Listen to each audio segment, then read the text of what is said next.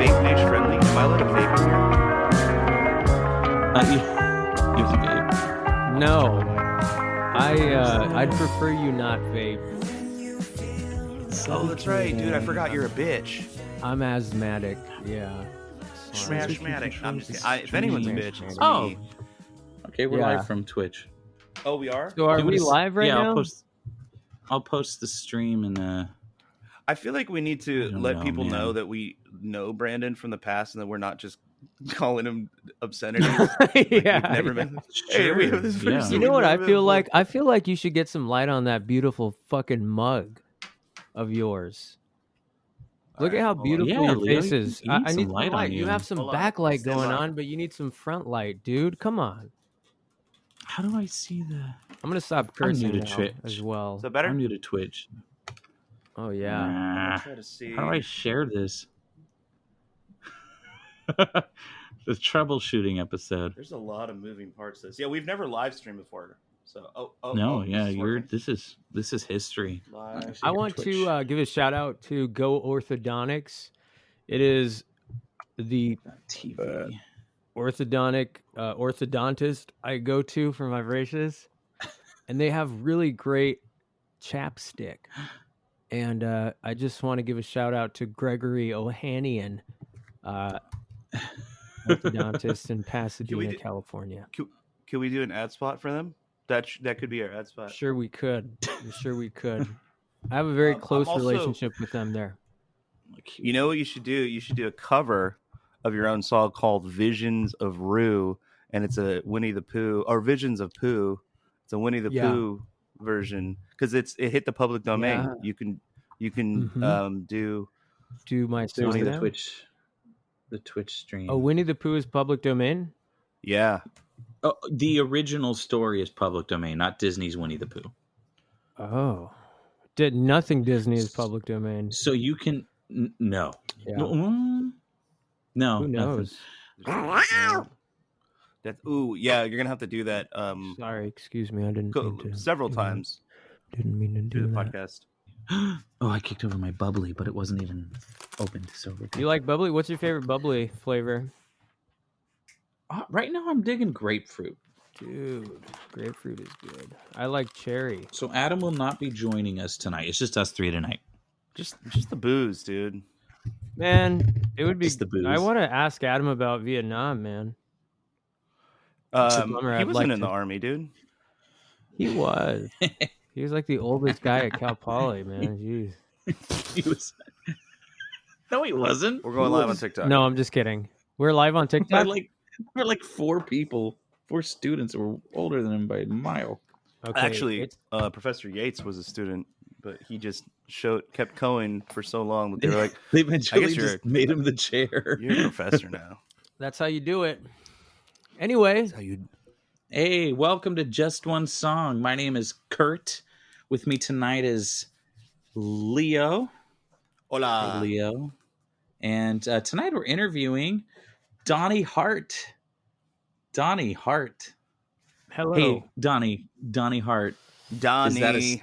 Is that a stage name? It's a stage name. Yeah, it's a name Yeah. that. Why? Why'd you pick Donny Hart? Why? Well, I'll tell you. My real name is. You don't have to say your real name if you don't want to. I'll say say it. it. It's Brandon Harb. Look that up. Write that Brandon down. Harb. Write that down. And HARB. B is in boy. I was going And- to say I hardly know Donnie. Wow. Now you're gonna get to know him really well. Donnie is kind of, it's like from Brandon, Donnie. You see, Mm. and then Yeah, Hart. Okay. When I was a kid, people used to mistake my last name for a ton of things, like Hart or Harv or Harb is kind of a weird word, and so Hart is close to Harb, and yeah, I just thought it was a cool name. And also, I'm a teacher, so I wanted to be less easy to find on social media. And Fair. it's worked pretty well. Kids are Oh, that's good. not finding me. So the and that's students aren't thirst trapping over teach. I'll teach. good. I'll teach. I'll teach there. Yeah. God Anyway, damn that's where the teacher. name comes from. Okay. Yeah. What do you teach? Well, Right now I'm student teaching. So I'm student teaching at a middle school in Eastvale, and it's for like middle school band, and it's band, jazz band, and there's a guitar ensemble, which is really cool. It's fun. Oh, that sounds But like I've fun. I've had I've done long-term subbing for music teachers in the past. So like the past like 3 years, I've been like long-term sub position after long-term sub position. Um, and yeah, I've taught like choir in elementary school, band, middle school orchestra, all kinds of things. It's fun. What's your favorite thing to teach? Um, And what age group? Like, do you have a specific You know what? Okay, grade? third graders are tight. That's a good question. Third graders are dope to do general music with because they're like so stoked about everything.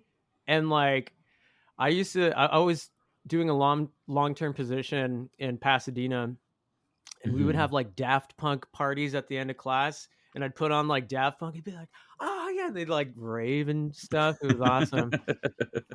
But we had a lot of fun. Third grade general music is fun. I also like there's something to like about every grade, except for like kindergarten. I've had to teach kindergarten music, and that's difficult. It's difficult. Is that? It's difficult, dude, because they don't know how to like they're learning how to be in a classroom. They're learning They how don't to have just, any like, social sit down. cues. Right. Like third graders know what to do. They walk in, they sit down, and okay, let's look at the teacher and just do class. But like It's a Daft Punk kindergartner's time. like, I guess I'll just get up now and start walking around and just, Yeah. like they don't know what the protocol is. So it's more like just teaching a child how to be in a class. Be a child. Yeah. Yeah. Well, it's for a lot of kids too, isn't it? It's like their first time in school because not every kid goes to preschool. Yes. Yep, correct. And I never went also to preschool. you didn't go to preschool? No. It shows. That Yeah, it explains a shows, lot. Leo. I you was could gonna tell. say, No. yeah, I could tell. You did. Did you go to school? No. This guy. No. He didn't No. go to Yeah, I was gonna say I preschool. could tell you didn't go I went to school. I Hard was gonna Knocks. say. No, just School's for kidding. fools. Schools for fools.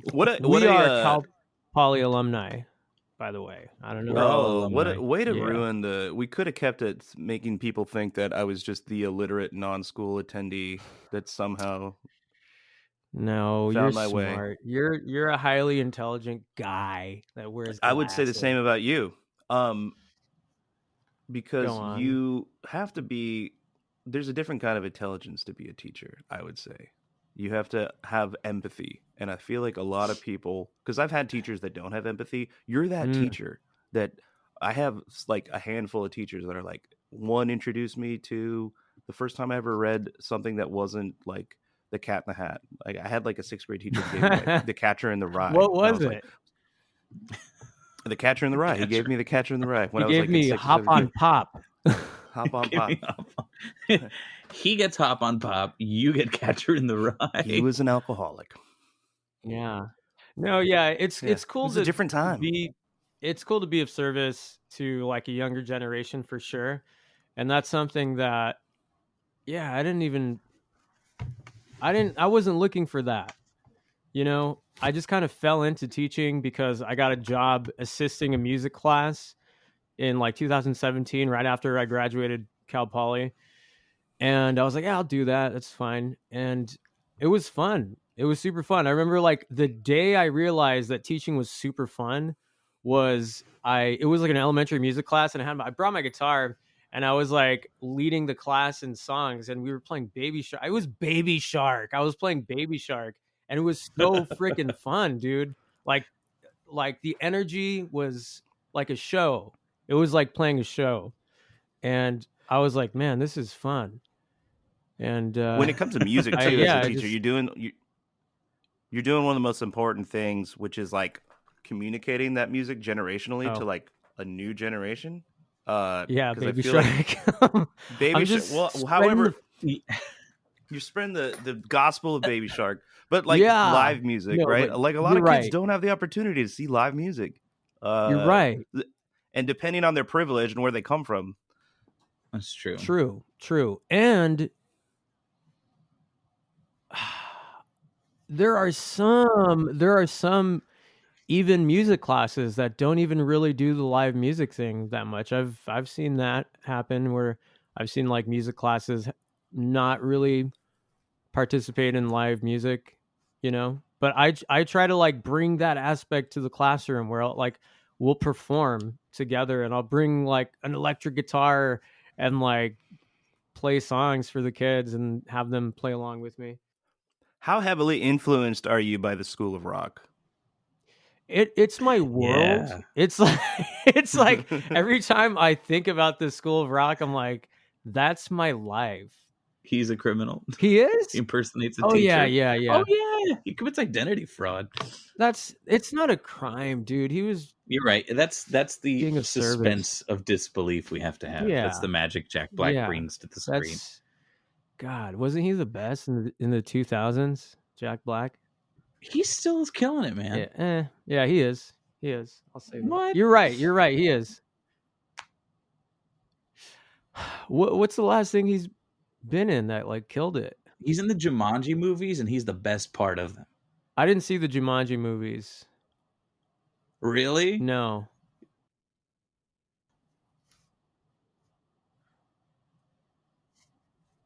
Yeah, he's always gonna be cool. I would watch the Jumanji movies just for him. He's so funny. He's so funny in those movies. Really? Maybe I'll check it out. Oh yeah. The last thing I saw Jack Black be awesome in was over the pandemic. They did a cover of the Time Warp. Tenacious D did a cover of the Time Warp. Did you guys see that? Wow. Really? It was so cool. No. It was so awesome. It's like in black and white. They're in the studio. Yeah. Jack Black has it was really such a cool. great voice. I feel like he's Yeah. not that he's underrated, but I feel like he is up there with any of the great vocalists of like the last 20 years. But he's so he doesn't wear it as like a badge of honor. He just people take him because he's like kind of satirical. Lives it and he breathes it. Yeah, he breathes it. One of my goals with this show is to get it to a point where like we could probably get Jack Black on it. Well, you got me, and I kind of that's a big step there, man. Yeah, we're like, but that's like one of my personal goals. I'm like, I want to get Jack Black on the show. Yeah, well, you're almost there, dude. Donny Hart, Jack Black, bro. Way to make our guests feel comfortable, Kurt. I'm sorry. Thanks, we're just talking how awesome he is, and I'm like, wouldn't it be great to have him on the show? And you're like, oh, I'm sorry, is this not about me? Yeah, we got to interview all these assholes first. Weird for it to be about me anyway. No, it's okay. You know what? Okay, hold on. On that note, though, it's like becoming very obvious to other people that we're just burning through our network from Cal Poly Pomona. But we're like, we're all like Cal Poly dudes. But why like, not? It's great to see what like everyone's doing. Like with their time, like Brandon. Who else have you had on the show? Danny. We had Danny on the show.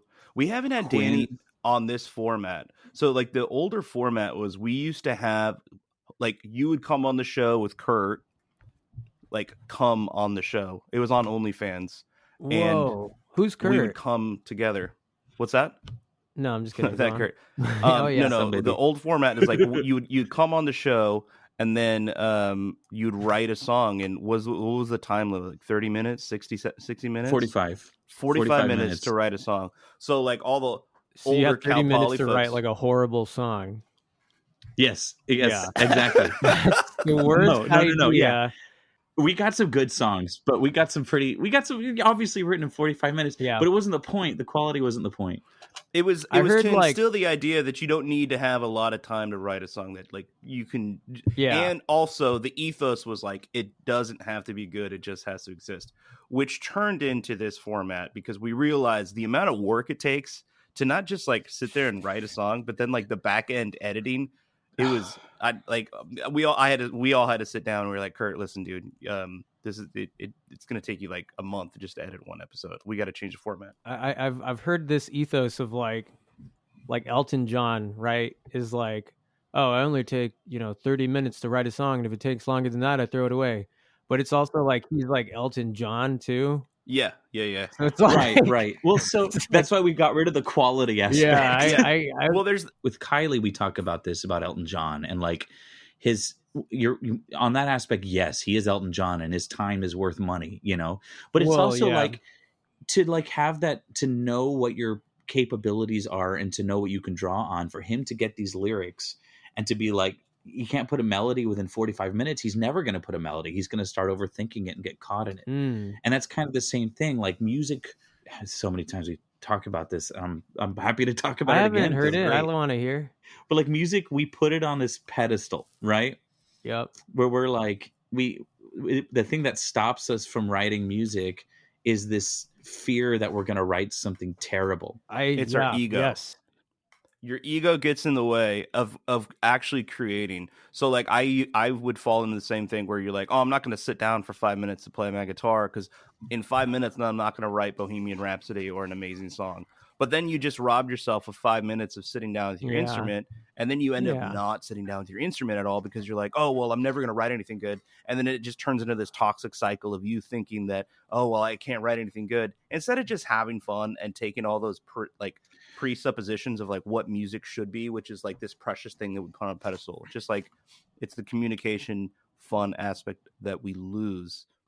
And that's the thing, like, you don't have to release your music. Like I haven't released a song officially ever, really. I mean, whatever's written on the show, and I think stuff for my to get my final project, I produced an album. But this notebook, it's just full of like songs and poems and all this stuff. I'm practicing, I'm going through the motions, because like you got to write 100 songs, right? And 99 of them are going to suck. And I'm still working on those 99. Yeah. You know what I mean? Yeah. Not literally, the 100th probably going to suck too. But like, you just sit down and practice. And then I tried writing something last night, and you know what? I came up with a cool chord progression. I didn't have the words. I struggle with lyrics, but I liked that I could come up with a chord progression. I came up with a rhythm, and I came up with a rhyming scheme. Yeah. But I'm like, you know what? I don't feel it. I got as far as I could with this. Move on to the next one. I think, and that's okay. I think that's a good mindset. I think there's no one way to do the song thing. Like one song could take 30 minutes and it's like the best song ever. But like, for instance, like Visions of You, to bring it back here, that shit took forever, dude. Like that song, really, I started that song like 3 years ago and I just barely finished it this year, like in 2022. So what was your process? What's your process? Like, you have 6 songs on this EP, right? Yeah, I do. So how many? It's different for every song. Yeah, it's different for every song. But like for this one, like I feel like there's just chord progressions and melodies that have been in my head for years, and I haven't gotten to finish the idea yet. And like, I feel like they deserve to be finished, right? So they did, like, there's like a verse in my head, and there's a chord progression that goes with this verse and like a melody, but I haven't taken the time to like write a chorus to it or like pull enough out of it. And Visions of You is like an example of that, where like I had this thing that I would play like all the time. Like when I was in Moon Ensemble, I used to play in a band called Moon Ensemble, and I'd have my guitar, and like in between songs, I'd just be like, what?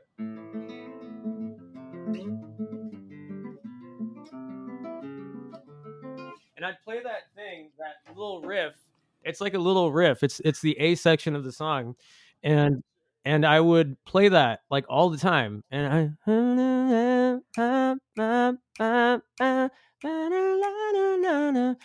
I'd sing along with it, and you know, without words.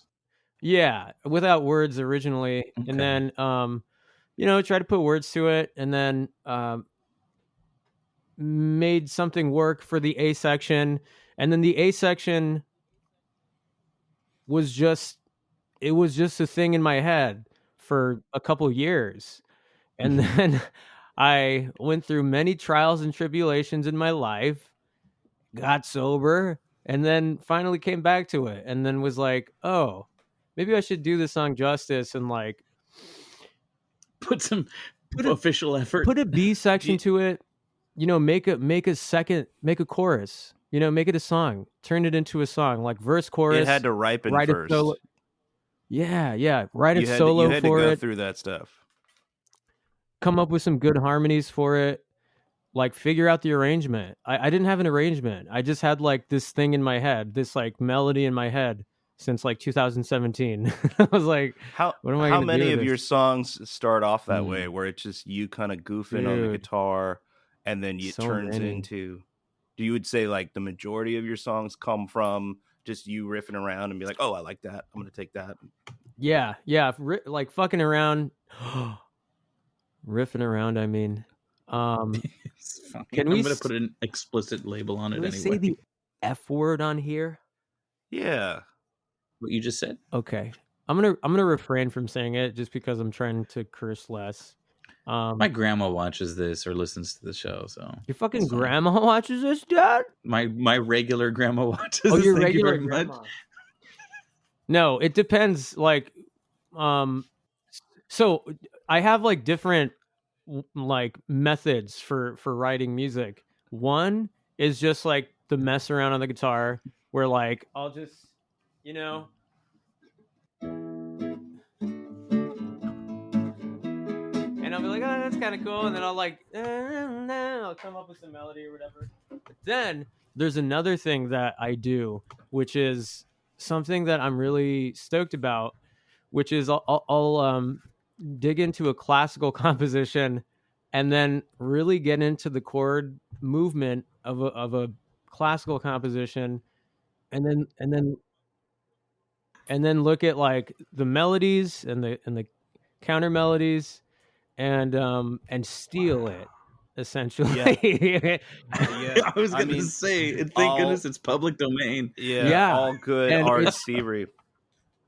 You do this. Like, there's a couple passages on your most recent EP that you released that I'm like, oh, that is Bach. That is just straight up Bach. Some of your puns and lines you do. Yeah. Oh, 100%. There's listening through it. Bubblegum. It's based off of Prelude in D flat by Glieri. And this is a prelude. Bubblegum is the first track off the EP.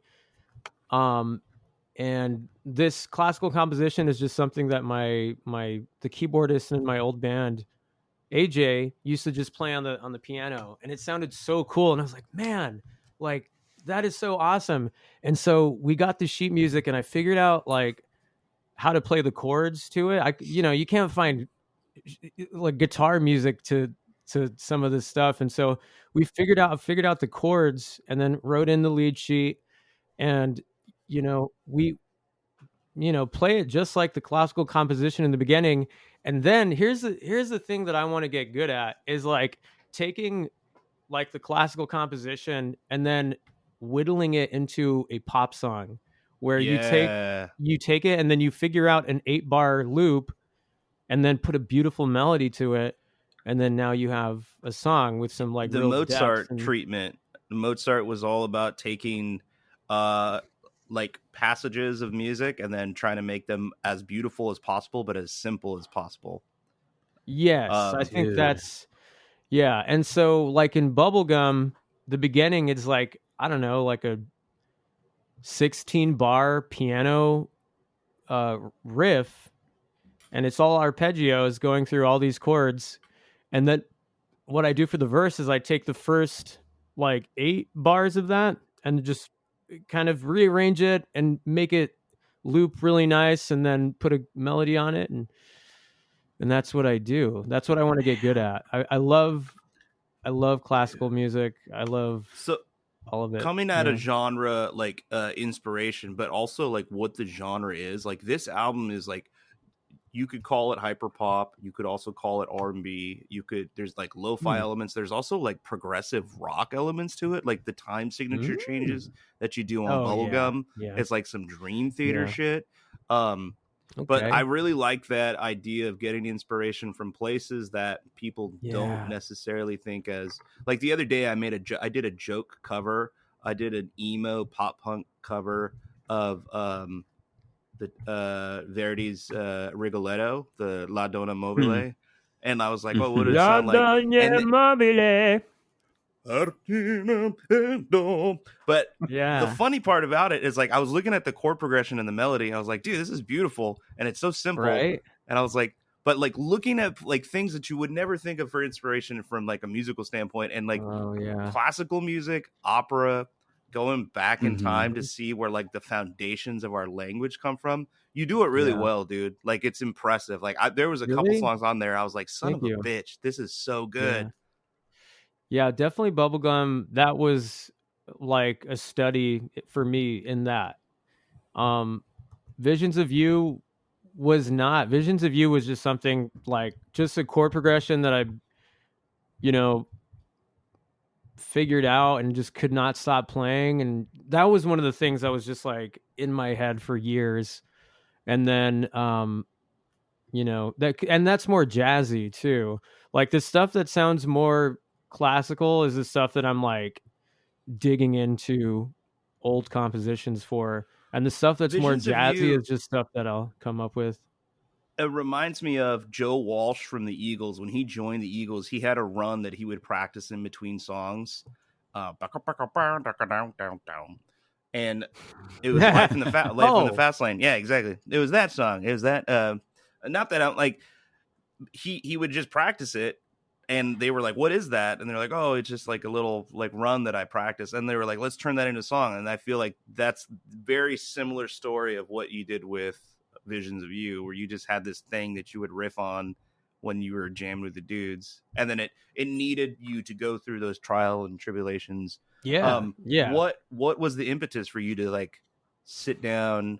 I mean, I do want to talk about sobriety and as much as you want to talk about it, but like what was the impetus for you to be like, I'm going to turn this into I'm going to give it the love it deserves? Because I feel like a lot of our ideas that we have in our head as musicians, they stay that way. But then when we actually give it the attention it needs, it becomes a masterpiece like Visions of You. Thank you, man. That's cool of you to say. I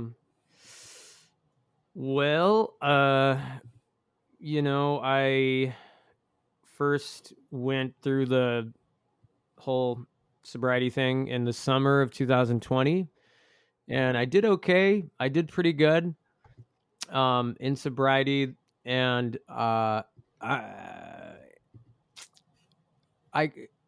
stopped caring about the things that were keeping me sober, and I had a relapse in November of 2021. So, and that was like last year, a little bit over a year ago. And during that first span of sobriety from 2020, summer of 2020 to the fall of 2021, I wasn't working on music at all. I didn't do any creative songwriting or anything. I just kind of like was working a lot, and I don't know, man. I was also like cycling a lot. I was just doing all these kind of random things. And then I remember seeing I was really busy. Like, oh, this guy, you were going on like 50-mile bike rides in the middle of the California desert, like Lake Matthews and stuff. And I was like, wow. I got really into it. I got really into cycling. Yeah, when you get sober, you can find like time for hobbies and stuff. Oh yeah. And so 100%. I was like, I guess I'll just bicycle for 100 miles then. I guess I'll do that. Mine was I'll go stand outside at 5 a.m. while it's snowing to try to catch an elusive ghost fish that nobody can catch. Whoa, that's a sober activity? That is a sober. Well, you got to be. I mean, waking up at 5 a.m. is not for the. Losers. Yeah. Where do you do that? Mostly in Oregon up here where I live, but on the rivers. Yeah. But yeah, I agree with you. Filling up your having emotions again when you get sober. So anyway, things. but the first attempt at getting sober was unsuccessful. I mean, not unsuccessful. It just resulted in a relapse because, like I said, I stopped doing the things that got me sober the first time. And, I had to leave the place that I was living in. I was living in Alhambra, had to leave a job, had to move back in with my mom, and I had to check into rehab. and like it was like January 1st, like brand new year, rehab, just doing the whole thing. And I was talking with a friend in sobriety, and in this early period, it was last January, and I was like, man, I was just feeling really down about the music thing. I had started to think about, man, it's been like a couple years since I've done anything music related. I haven't played shows in years, since before the pandemic. My old band Moon Ensemble used to play shows every weekend, and it was like part of my identity. And like when the pandemic happened, I stopped drinking, and then quit my band and stopped playing shows. And so, I was like kind of reflecting, like, man, what am I missing? And so, my sobriety buddy was like, well, just like cover some songs. And I was like, yeah, that's a good idea. It's like low stakes, it's not so much pressure. It's an easy way to get back into creativity. And so I did. So I picked some songs that I love, and I covered, and I covered them on Logic. I did some covers. It was "This Guy's in Love with You" by Burt Bacharach. It's an amazing song. It's like a 60s pop song. "The Look of Love," which ended up on the EP. "Wichita Lineman," which ended up on the EP. You caught me off guard with that one. Yeah, I was like, whoa. I love that song. I love that song. It's a good Glenn song. Campbell. Yeah. And a couple others, but eventually, it that process of like completing a song on Logic and feeling good about it, and being sober too, again, and trying the song, the recording thing, honestly and earnestly, and it got like my mojo up again. And then I thought, maybe I can go back to these songs from like years ago. And those songs were kind of tied to my addiction too, because like those songs, that song I came up with when I was when I was in my addiction. And so so going back to it was kind of weird. It was like something that like kind of triggered me in a way, because when I think about the times that I would jam to it, and a lot of the songs that I was writing in that time period, it wasn't in a good time. It was like me locked up in a rehearsal studio in downtown LA, like by myself at like 6 a.m, not good. But that's where they came from, and like, and so, anyway, so after doing the covers, I was like, I'm gonna do my own, my stuff now. And the first original I did was a song called "Passive People," which will be out in spring on another EP. I'm already very close to finishing my next EP, and it'll be out late spring or early summer. And did that, and I was like, wow, that was good. I finished it. It felt good, and things sound good. Wow, it's good. And so I and then I did Visions of You, and I tried to figure out a B section, and I started playing around with different time signatures. It goes from 6/8 to 2/8 to 6/8 again to 3/8 and so I was starting to have like these different ideas and play with different things that, those elements would not have come from the past. Like in the past, when I was in the mind state of just kind of like playing a thing that sounds cool, and I'm just in my studio and I'm like messed up on whatever I'm messed up on, it doesn't progress to the next level. Like I'm not coming up with cool other elements. I'm just kind of like zoned out playing something cool. But having the wherewithal to think about something and really try to make it sound cool and add cool elements to the song, time signatures, and and thinking about, okay, maybe I want a keyboard solo. And so I hit up my good friend AJ Fructuoso. Shout out to AJ, who also was in Moon Ensemble, which was an amazing band that I was able to play with a couple times. And he's my favorite collaborator. I love collaborating with him, and I love him as a person too. He's like my best friend, and we live pretty far away from each other. I live over here in Paris. I moved back in with my mom, and he's still out in LA. But we Zoom, and we'll collaborate on songs via Zoom, and it works really well. And so I'm stoked about that. But he wrote this really awesome piano solo for the track, and it's amazing. So I'm just stoked. Is that him playing the piano on the track? Playing the piano, yeah. That's awesome. Yeah. It's great to hear your journey. I remember running into you in 2018. You were playing a gig in Fullerton, and Memory Den was the group playing. You were like the headliners or whatever, but you were up there, or I don't know if you were performing, but you were there. And I remember, like, I don't know if you remember this. I mean, it wasn't like a good memory, but I said, "How you been?" And you were like, "Well, I'm kind of giving up on my dreams." And I'm like, "Really?" Okay. And I was like, "Dude, I just didn't I didn't know what to say. And then I kind of kept an eye on you. We weren't like close, but like you started teaching and you started working in a school, and I saw that, you seemed to be coming along, and I've been really happy to see the changes you have made in your life. Thanks. And how you've gone through what you've gone through, and you're a fantastic musician. I've always enjoyed speaking to you. You're a great company. I think you're a terrific person, and you're inspiring, dude. You are 100% inspiring.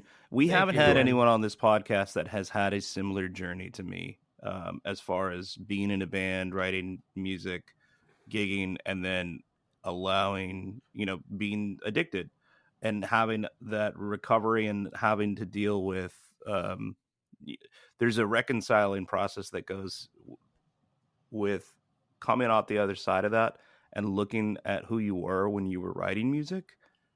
You mentioned something when you were kind of regaling your journey about how playing some of those songs, specifically Visions of You, kind of triggered you at first.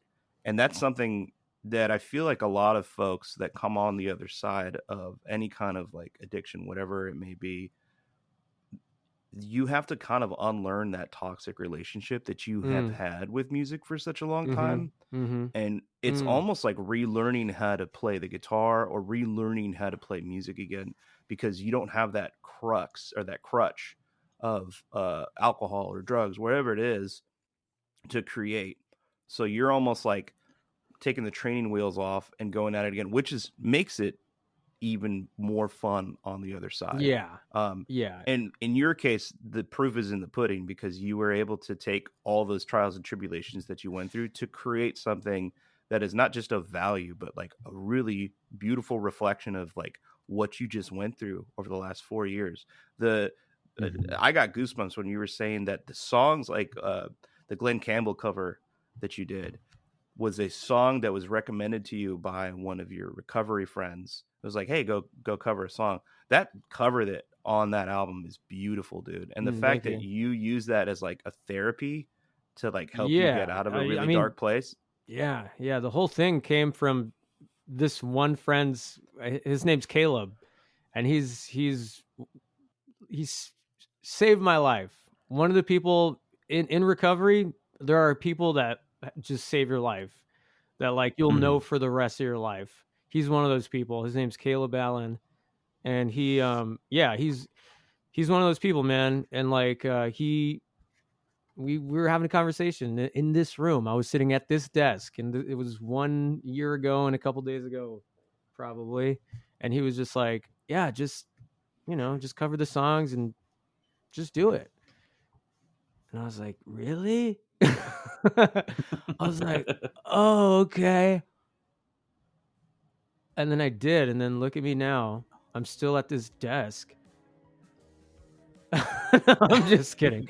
I was gonna say, well, you released an EP. Yeah, I know. Yeah. You're in a good.